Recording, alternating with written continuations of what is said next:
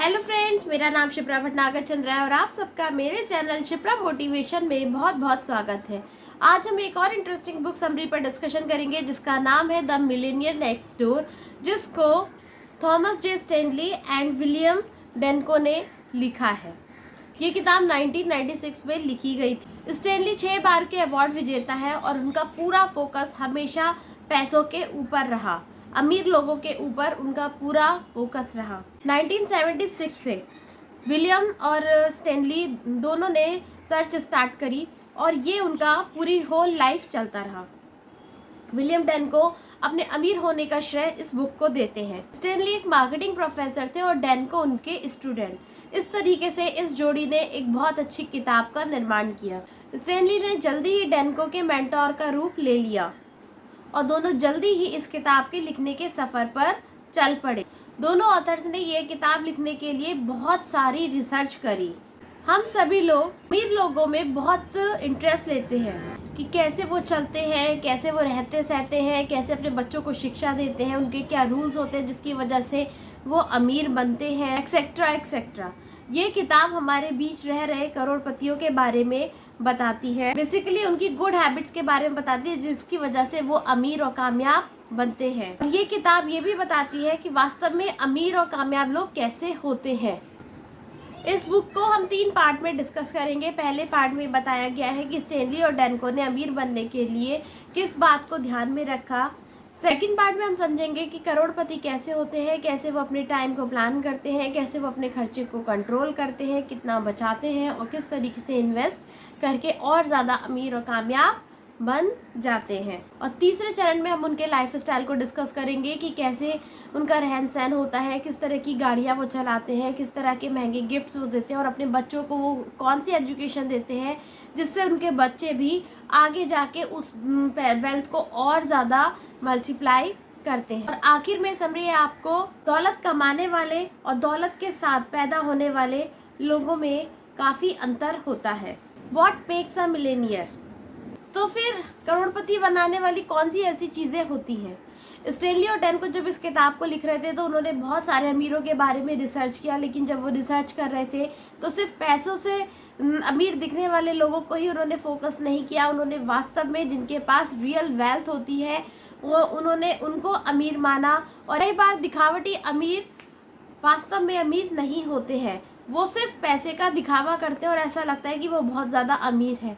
हो सकता है कोई साधारण व्यक्ति भी हमारे बीच में अमीर और करोड़पति हो सकता है जो बिल्कुल देखकर हमें लगे ही ना कि वो करोड़पति है, बट वो करोड़ों की संपत्ति का मालिक हो सकता है। उसके अकाउंट में करोड़ों रुपए हो सकते हैं। जिन्हें हम अमीर मानते हैं उन्हें बहुत सारी करोड़ों की गाड़ियाँ और बैंक बैलेंस दिखाने की बजाय, उनको अपना लाइफ स्टाइल शो करने की बजाय बहुत सारा एसेट्स रखना पसंद होता है। इस किताब के लिए ऑथर ने उस व्यक्ति को अमीर या करोड़पति की श्रेणी में रखा है जिसकी net worth 1 million US dollar से ज़्यादा 1 मिलियन यूएस डॉलर या उससे ज़्यादा है, मतलब लगभग 7 से 8 करोड़ रुपए आपकी सालाना नेट वर्थ है, तो आप करोड़पति की श्रेणी में आएंगे। इस डेफिनेशन के हिसाब से केवल 3.5% लोगों को ही करोड़पति माना जा सकता है और उस 3.5% लोगों में से भी 95% लोगों की जो नेट वर्थ है वो 1 से 10 मिलियन यूएस डॉलर के बीच में कहीं भी हो सकती है।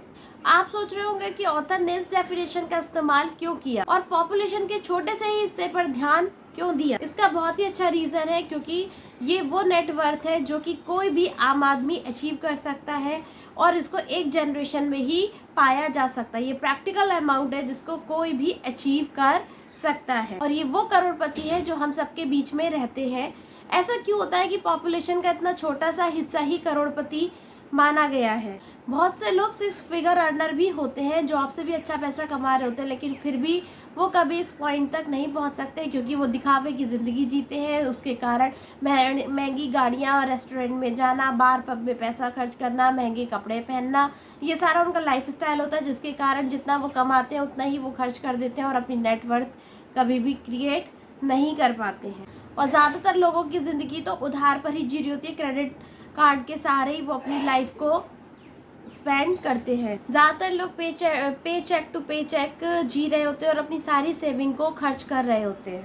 और वो अपना सारा पैसा ऐसी चीज़ों पे खर्च कर देते हैं जिससे उन्हें लगता है कि वो उन्हें अमीर दिखाएगी या अमीर बनाएगी, बट ऐसा कभी नहीं होता है। आप पैसा बचा के उसको प्रॉपर तरीके से इन्वेस्ट करके ही अमीर बन सकते हैं। अननेसेसरी दिखावे की ज़िंदगी या दिखावे की चीज़ों पे पैसा खर्च करके कभी भी आप अमीर और कामयाब नहीं बन सकते। और अगर आप बहुत ज़रूरत से ज़्यादा दिखावा करते हैं, अपनी इनकम से ज़्यादा खर्चा करते हैं, तो ये चीज़ आपको कभी भी दौलतमंद नहीं बनने देगी और आपका सारा पैसा खर्च कर देगी। जिन लोगों को वास्तव में करोड़पति माना जाता है वो प्रॉपर बजट बनाते हैं, प्लानिंग करते हैं, अपने खर्चे को कंट्रोल करते हैं, सेविंग करते हैं और उसके बाद एक प्रॉपर एक अच्छे रिटर्न वाली जगह वो इन्वेस्ट करते हैं। और ये माना गया, एक सर्वे किया गया था करोड़पतियों के ऊपर और ये पाया गया कि ज़्यादातर करोड़पति अपनी नेटवर्थ का केवल 7% ही अपने पास रखते हैं और उसी के अकॉर्डिंग वो टैक्स पे करते हैं और बाकी का पैसा वो अच्छी जगह इन्वेस्ट करते हैं। दौलतमंद दिखने के लिए अपनी टैक्स लगने वाली इनकम को कम कीजिए और अपनी अमीर बनाने वाली इनकम को बढ़ाइए। एक घर को एक हाई इनकम के बाद भी एसेट्स माना जाता है। सभी अमीरों में एक बहुत ही कॉमन बात होती है उनका एफिशिएंट होना और प्लान करने की एबिलिटी। वो हर चीज़ प्लान करते हैं, प्लानिंग और बजटिंग के अकॉर्डिंग ही वो अपनी सारी चीज़ें मैनेज करते हैं। अमीर बनने के लिए लोगों को ये सीखना होगा कि वो अपनी वक्त, ताकत और पैसे का सही इस्तेमाल कैसे करें। जो लोग तेज़ी से अमीर और कामयाब बनते हैं उनमें अपने पैसे को इन्वेस्ट करने के लिए वो अपने इनकम को साइड में रखने की ताकत होती है, एबिलिटी होती है। अपनी इनकम का आपको कम से कम 15% इन्वेस्ट करना चाहिए। आप कुछ भी कमाते हो, कुछ भी वॉटेवर आपकी अर्निंग हो, आपको 15% बिल्कुल अलग उठा के रख देना चाहिए। ये आपकी दौलत बढ़ाने में मदद करेगा। आपको अपने खर्चे पर नज़र रखनी चाहिए। आपको पता होना चाहिए कि आपका घर एक साल में कितना खर्चा करता है, कितने आप बिल्स भरते हैं, आपके monthly bills, monthly allowance, monthly आपके बच्चों की फ़ीस, पेट्रोल डीजल का खर्चा, ये टोटल महीने भर का कितना खर्चा और साल भर में आप अपनी कमाई का कितना खर्च कर देते हैं। इसलिए बजट बनाइए, अपने खर्चों पे नज़र रखिए, खर्चों को कंट्रोल करिए, प्लानिंग के तहत खर्च करिए। बहुत अच्छा रहेगा कि अगर आप अपने खर्चों के लिए अकाउंटेबल हो जाएं, यानी उनको नोट करते रहें। जब तक आप अपने अननेसेसरी खर्चे को कंट्रोल नहीं करना सीखते तब तक आप दौलतमंद कभी नहीं बन सकते। ये बुक हमें ये भी बताती है कि अगर आपका गोल फाइनेंशियल सक्सेस को अचीव करना है तो आप 100% आने वाले सालों में फाइनेंशियल सक्सेस को अचीव कर लेंगे। बट अगर आपका मकसद आपका पैसा अच्छी ज़िंदगी पे खर्च करना है, एक अच्छे लाइफस्टाइल को मेंटेन करना है, तो आप कभी भी फाइनेंशियल सक्सेस को अचीव नहीं कर पाएंगे। तो ये सब कुछ आपके ऊपर डिपेंड करता है कि आप फाइनेंशियल सक्सेस अचीव करना चाहते हैं या प्रेजेंट लाइफ को अच्छे से एंजॉय करना चाहते हैं। एक सर्वे में पाया गया है कि 25% लोगों ने 4 साल में कोई भी नई गाड़ी नहीं खरीदी।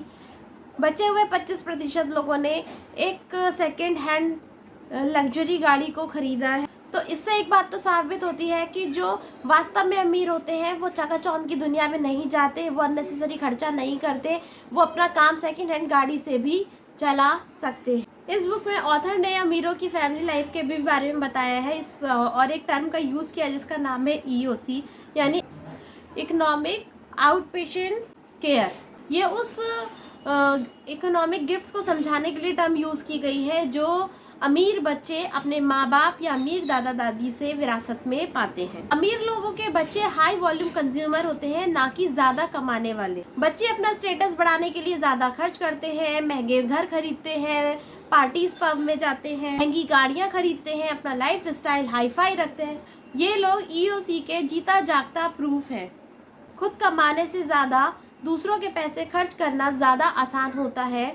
उन लोगों के लिए बहुत ही आम बात होती है जिन्हें अपनी विरासत में EOC मिलती है और उनके बच्चे पैसे की वैल्यू नहीं करते और मेहनत करने का जज्बा उनके अंदर होता नहीं है, स्ट्रगल उन्होंने देखा नहीं होता, इसलिए वो अंडर अचीवर होते हैं। इसी के कारण वो अपना पैसा कम कमाते हैं और EOC उनको पैसा कमाने की ज़रूरत कभी महसूस होने ही नहीं देती है। ये लोग अपनी कमाई से ज़्यादा खर्च करते हैं। ये लोग EOC ना मिलने वाले से कम इन्वेस्ट करते हैं।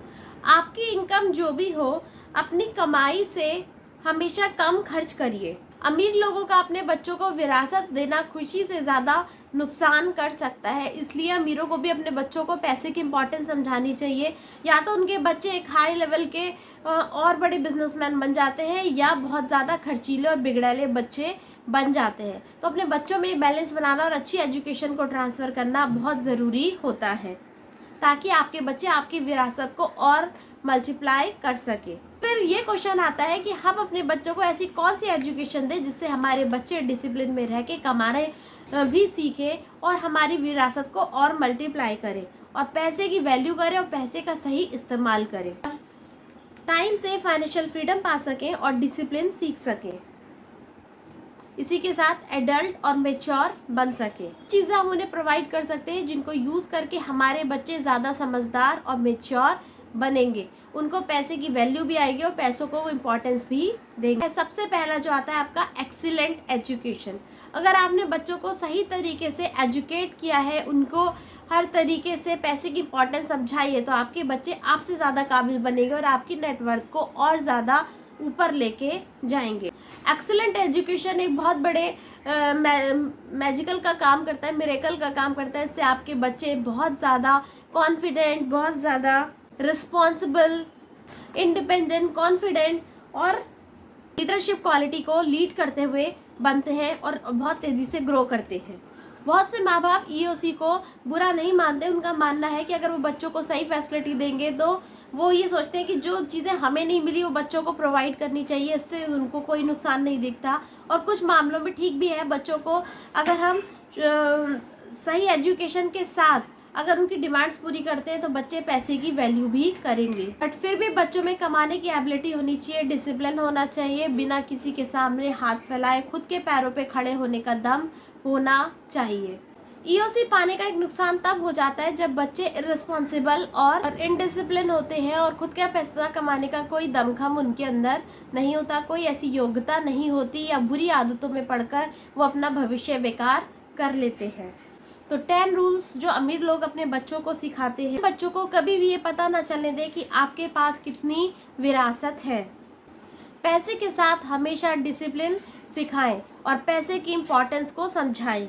जब तक आपके बच्चे प्रोफेशनली काबिल ना बन जाए या अपने लिए कोई अच्छा प्रोफेशन ना ढूंढ ले, तब तक अपनी दौलत का एहसास उनको नहीं होने दें। उनकी हर डिमांड तुरंत पूरी नहीं करनी चाहिए। अपने बच्चों के साथ अपनी विरासत को कभी भी डिस्कस नहीं करना चाहिए। अपनी दौलत का कभी भी लेखा जोखा उनको नहीं खोल के बताना चाहिए जब तक कि वो मेच्योर नहीं हो जाए, एडल्ट ना हो जाए या कुछ कमाने लायक ना बन जाए। एडल्ट बच्चों के सामने कैश में डील नहीं करनी चाहिए। कोशिश करिए कार्ड, यूपीआई, जीपे इन सब का यूज़ करिए ताकि उनको आपकी असली दौलत के बारे में पता ना चल सके। अपने बच्चों को पारिवारिक मामलों से दूर रखिए। अपने बच्चों को कभी भी कॉम्पिटिटर की तरह मत देखिए।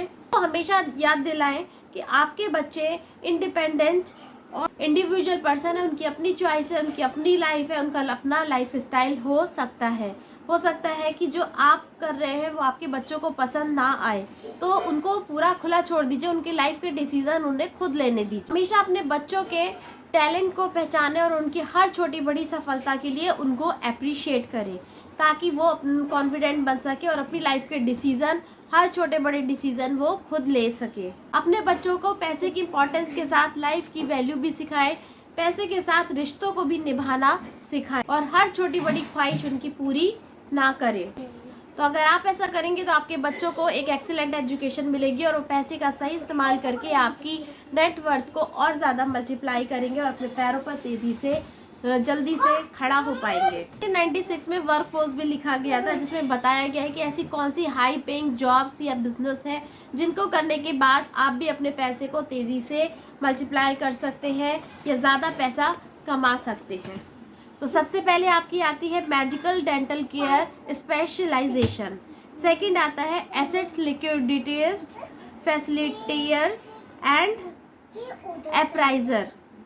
थर्ड आता है एजुकेशनल इंस्टीट्यूट। फोर्थ आता है प्रोफेशनल सर्विस स्पेशलिस्ट। फिफ्थ आपका आता है हाउसिंग स्पेशलिस्ट। सिक्स्थ आता है फंड रेजिंग काउंसलर्स। सेवेंथ आपका आता है travel agents, bureaus and travel consultants. दौलत जमा करने का कोई भी जादुई फॉर्मूला नहीं होता। आपको हार्ड वर्क और रेगुलर डिसिप्लिन के साथ ही आप मल्टी मिलेनियर बन सकते हैं, अपनी नेटवर्थ को क्रिएट कर सकते हैं। सेल्फ एम्प्लॉयड होना एक अच्छा कदम हो सकता है। हालांकि शुरुआत के कुछ सालों में आपको बहुत सारे चैलेंजेस फेस करने पड़ते हैं, बट एक बार जब आप सेल्फ एम्प्लॉयड बनने का ठान लेते हैं और डिसिप्लिन के साथ, रेगुलर कंसिस्टेंसी के साथ वर्क करते हैं, तो ये बिजनेस धीरे धीरे ग्रो होता चला जाता है और आपका जो स्टार्टअप है एक बहुत बड़े एम्पायर में बदल जाता है। अमीर और कामयाब सब लोग बनना चाहते हैं, फिर भी इस बुक को पढ़ने के बाद भी 5 में से कोई एक आध ही व्यक्ति सफल अमीर बिजनेसमैन बनेगा। और एक बिजनेसमैन होने के नाते आपको अपने कंपटीशन के बारे में भी पता होना चाहिए और इसी के साथ सफलता के बारे में भी पता होना चाहिए और ट्रेंड का भी पता होना चाहिए कि मार्केट में क्या ट्रेंड चल रहा है। अगर आप ऐसा करते हैं तो 5 में से 1 या 2 लोग अपने बच्चों के लिए अपने बिजनेस को विरासत में ट्रांसफर करेंगे।